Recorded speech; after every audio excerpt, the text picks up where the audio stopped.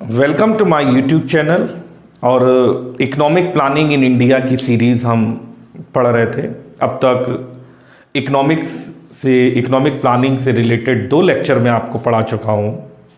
आज 3rd lecture है economic planning in India. Economic planning in India.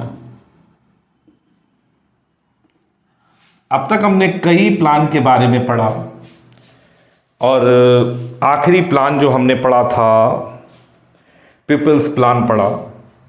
और people's plan के बारे में हमें ये पता चला कि जो पीपल्स प्लान था वो टोटली मैनकाइंड पे या ह्यूमनिस्ट, रेडिकल ह्यूमनिस्ट की जो सोच पे था। रेडिकल ह्यूमनिस्ट का मतलब टोटल जो है व्यक्तियों की सोच पर लोगों के भले के लिए वो प्लान सोचा गया था।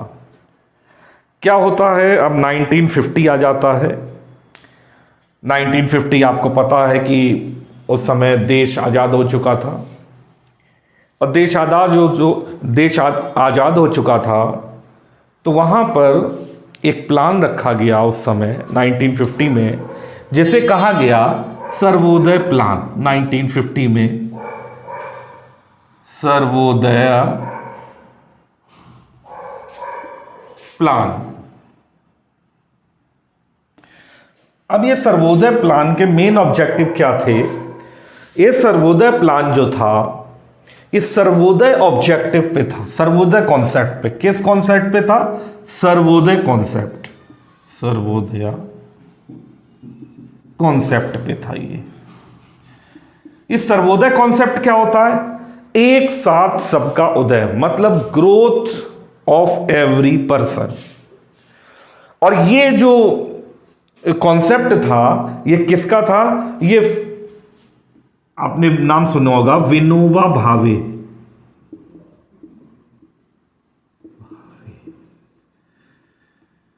भावे ये एक कंस्ट्रक्टिव मैन थे। कंस्ट्रक्टिव मतलब ये लोगों से जोड़ना, पॉजिटिव बातें करना, लोगों के भले के लिए बातें करना, उस व्यक्ति को कंस्ट्रक्टिव कहा जाता है। तो इनके कॉन्सेप्ट पे था। इनका कहना यह था कि no dependence on foreign capital. मतलब इनका कहना क्या था कि नो डिपेंडेंस ऑन फॉरेन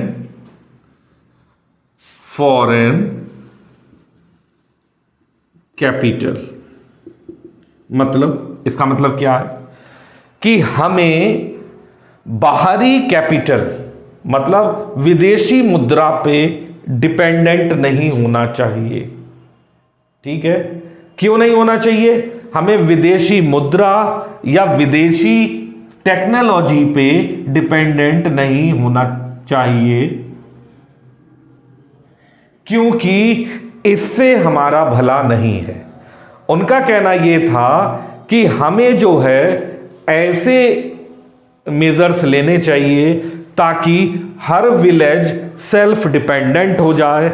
हमें ऐसे लैंडफॉर्म लाने चाहिए, हमें ऐसी प्लानिंग करनी चाहिए जिससे कि जो विलेज के जो लोग हैं या विलेजेस जो हैं हमारे, वो सेल्फ डिपेंडेंट हो जाएं। अगर वो सेल्फ डिपेंडेंट हो जाएंगे तो हमारा एग्रीकल्चर सेक्टर बढ़ जाएगा, और अगर एग्रीकल्चर सेक्टर बढ़ जाएगा तो हमारे जो फूड की सिक्योरिटी है वो हमारी 100% कंफर्म हो जाएगी। हमें बाहर देश में किसी पे भी आश्रित नहीं रहना पड़ेगा। इसके बाद क्या था? इनका कहना था कि प्रमोशन किया जाए। किसका? प्रमोशन ऑफ, किस तरह की इंडस्ट्री का प्रमोशन किया जाए? स्मॉल इंडस्ट्री का। कैसे? अगर हम छोटी इंडस्ट्रीज को प्रमोट करेंगे तो वो हमारे देश के लिए काम करेंगी, वो बढ़ेंगी तो हमारे देश की ग्रोथ होगी, वो ज़्यादा बढ़ेंगी तो हमें नेशनल इनकम होगी, हमें चीज़ें बाहर से इंपोर्ट नहीं करनी पड़ेंगी, और अगर हम इंपोर्ट नहीं करेंगे तो हम सेल्फ रिलायबल बन जाएंगे। क्योंकि जब मैं आपको बता दूं कि जब इंडिया को फ्रीडम मिली थी 1945 में, उसके बाद क्या था कि देश की हालत ऐसी हो गई थी, पाकिस्तान अलग हो चुका था और देश की हालत ऐसी हो गई थी कि देश में कुछ बचा नहीं था।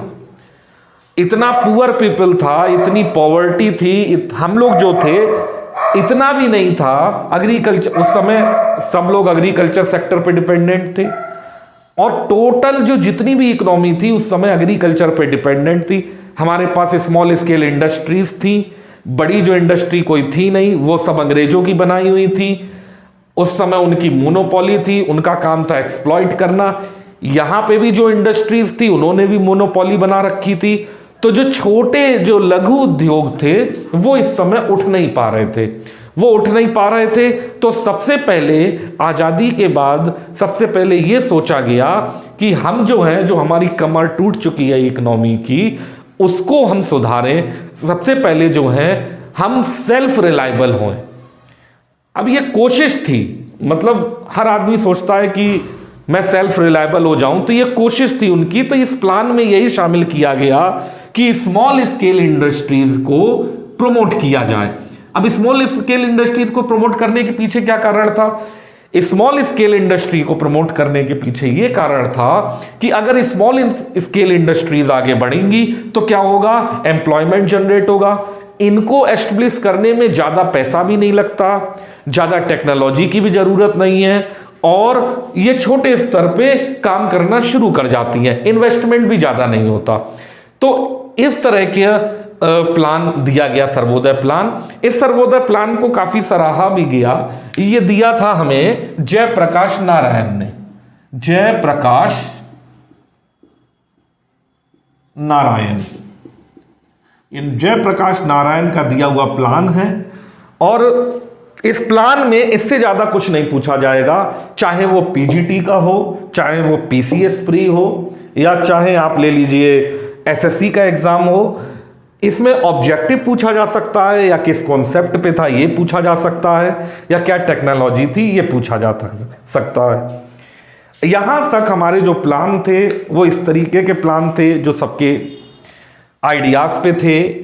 इसके बाद क्या हुआ था आपको पता ही है कि 1951 में 15 मार्च 1950 को प्लानिंग कमीशन बन गई थी। उसके बारे में हम बाद में बात करेंगे। यहां से प्लानिंग कमीशन बन गई थी और हमारे फर्स्ट 5 ईयर प्लान आ चुका था, जिसके बारे में हम डिस्क्रिप्शन में पढ़ेंगे अपने नेक्स्ट लेक्चर में। तो आपको अगर ये वीडियो पसंद आया हो तो इसे लाइक करिए, शेयर करिए, सब्सक्राइब करिए। ये चैनल आपको जरूर फायदा देगा, आप इसे फॉलो करिए।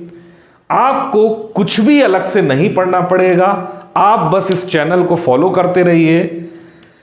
हाँ, थोड़ी देर लगेगी इस चैनल में कंटेंट आने में, क्योंकि ये चैनल अभी शुरू हुआ है। तब तक के लिए पढ़ते रहिए। जय हिंद दोस्तों, गुड बाय।